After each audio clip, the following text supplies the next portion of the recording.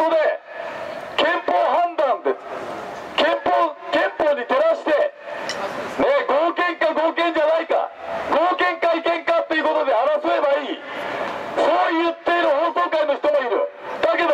憲法解釈の変更ということがまかり通ってしまったら、憲法21条の解釈変更でなんとかしよう。これもっと言えば、例えばね、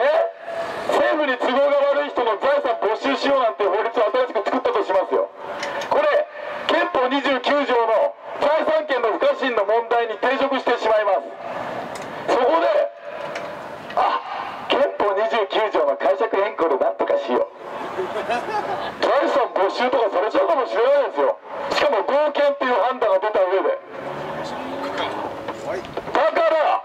憲法解釈の変更なんていうことは今ここで許しちゃいけないの。マスコミの皆さんだってそうでしょ。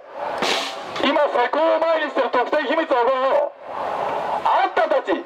てなんぼ知らせてなんぼのあんたたちが特定秘密保護法が施行されたらおまんまを食い上げろ。知ってなんぼ知らせてなんぼの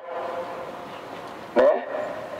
マスコミの人たち、報道関係者、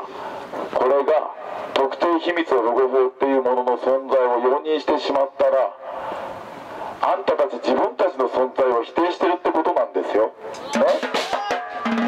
その上で憲法解釈の変更っていうこと、これがまかり通ってしまったら、あんたたち自分たちの首も絞めることになるんですよ。憲法解釈っていうものが9条だけにとどまると思ったら大間違いだ。